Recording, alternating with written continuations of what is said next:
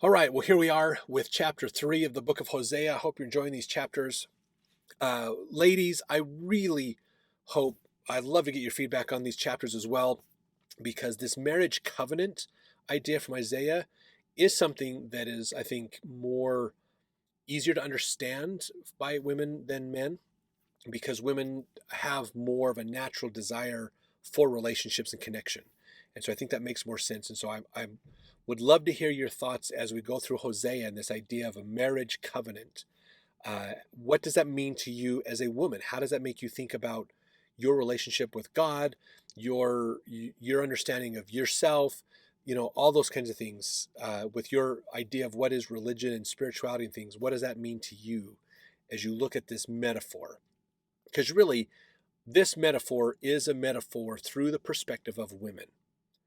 That's God is teaching Israel and us that the perspective of a woman is an important perspective for us to take, because these are some of the major doctrines of the gospel of Jesus Christ. The idea of scattering and gathering and covenants and things, huge. This is temple doctrine, and it is taught through the perspective of women. Your voice matters, your opinion matters. So I want to hear more from you on the comments. What do you think about this? What kind of perspective do you have of this from your own perspective of what's going on with this? Okay.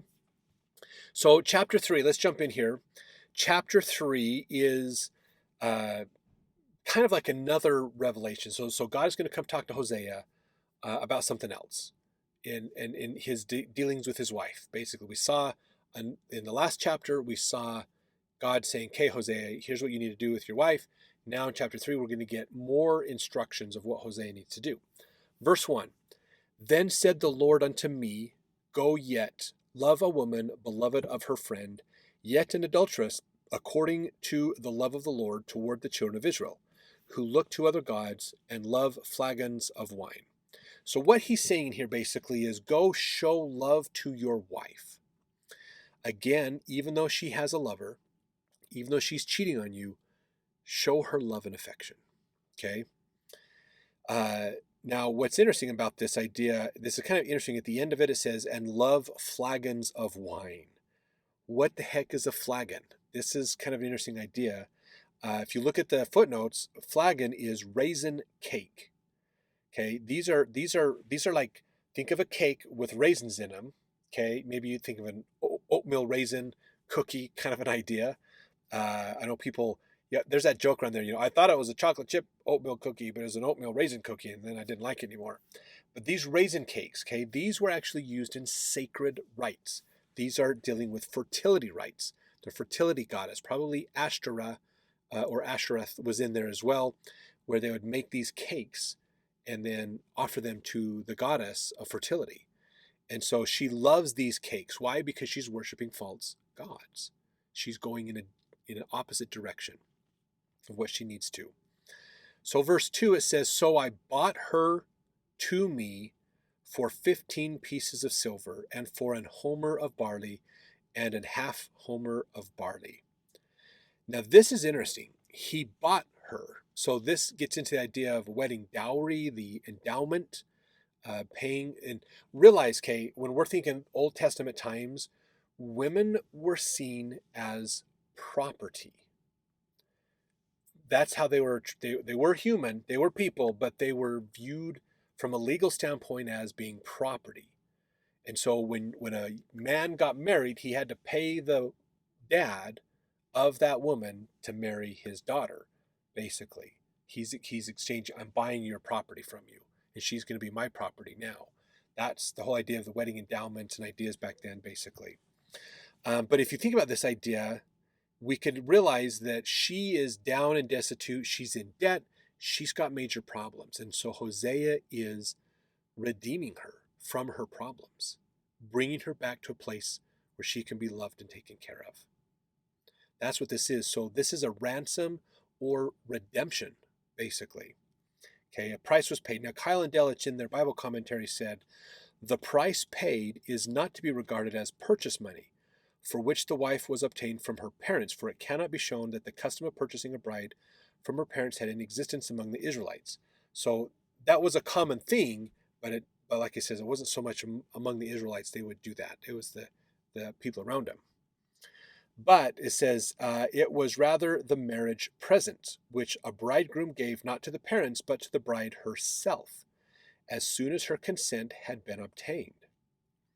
Through paying this price, Hosea, symbolizing the Lord, was able to place her beyond her former consorts and receive her back as his own. So this there in Israel, okay, we talked about the idea of women were property, you paid the dad. In Israel, according to the law of Moses, this was different in the custom of Israel. This was the wedding dowry, or the wedding endowment, was a gift that the groom gives to the bride.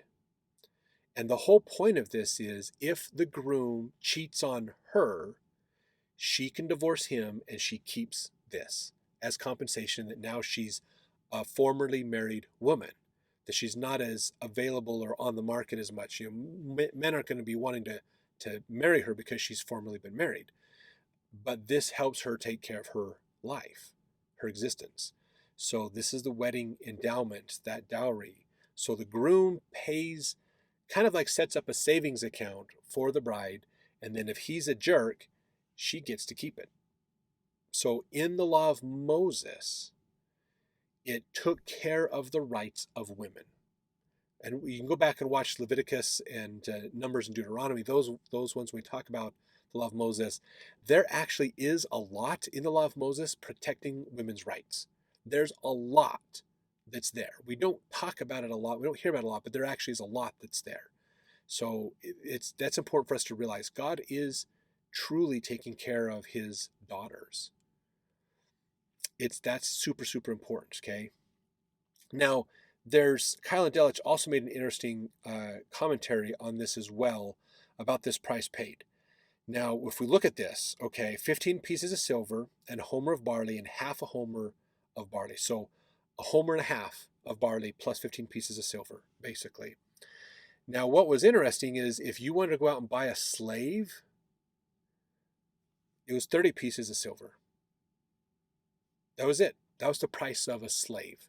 30 pieces of silver. So think about that. What was the price that Judas was paid when he betrayed Christ? 30 pieces of silver. Yeah, this goes back to the law of Moses. 30 pieces of silver is the price of a slave.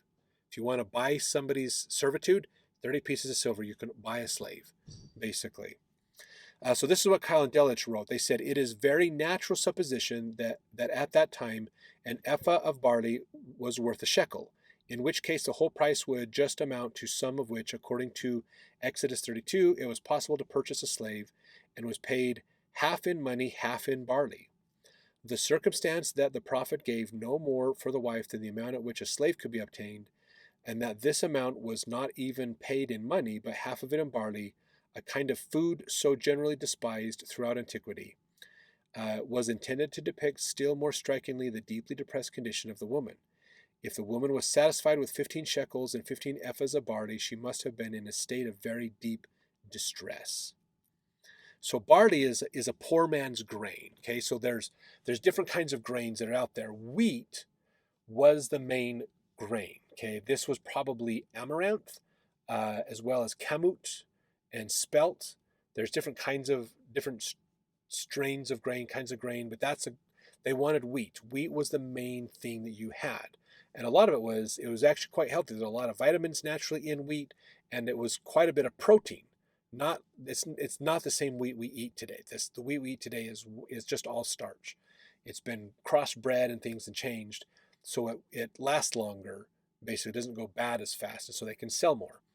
The wheat that they had back then was more of a protein wheat. It actually filled you up. It wasn't light and airy and fluffy. It was thick bread. Like you had to either pull it apart or cut it with a heck of a sharp, big knife to get it to cut. It was a thick bread.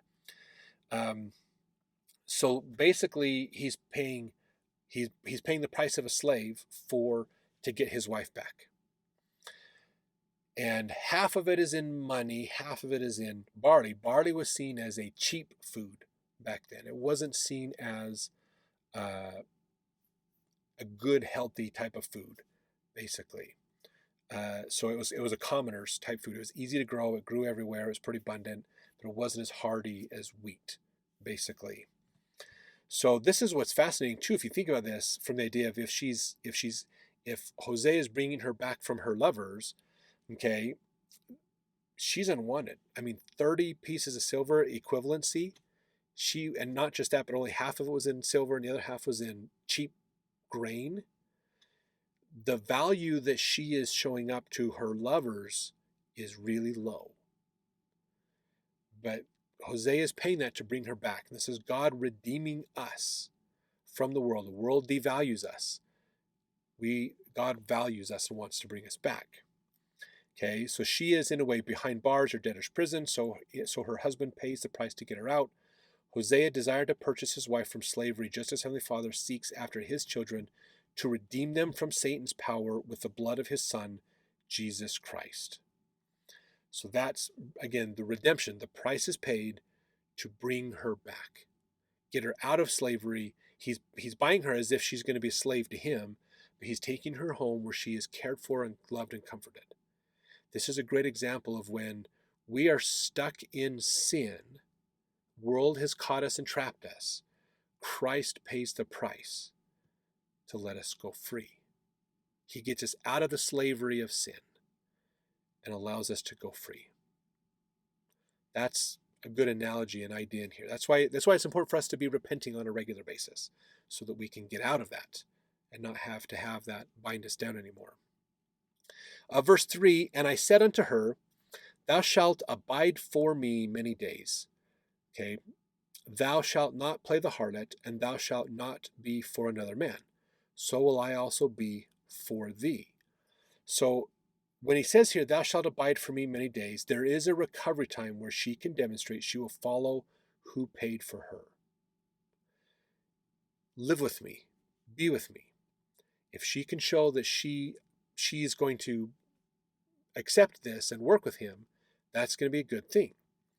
Okay, now notice, this is interesting. If you notice in verse 3, he says, okay, I'm going to pay for you. You're going to come live with me. But part of the stipulation is you have to stop being adulterous. You have to stop looking for love in other places. You need to love me. And I will put myself under the same obligation to love you. He's not obligating her to anything different than he's willing to do himself. It's equal. The relationship is equal. Okay? So Kent Jackson said, notice the reciprocal nature of the covenant, both partners being bound to obligations of faithfulness. Violation of this covenant by either party would be adultery. So there is equality in there. That's what the marriage covenant is equality. Not I am your husband, I have bought you, you are my slave, you do what I say, you're my property. This is, I'm making myself equal with you. We're in this together. So verse 4, for the children of Israel shall abide many days without a king, and without a prince, and without a sacrifice, and without an image, without an ephod, and without teraphim. So this is Israel in their scattered state. Okay, scattered throughout all the nations when after Assyria and Babylon come through. The Old Testament Study Guide said this alludes to Israel's impending captivity when they would be without leadership and without temple and the religious practices they believed in. So without princes and kings, that's government. Without sacrifices is religion. They would also be without revelation presented by the ephod to which the Urim and Thummim were attached.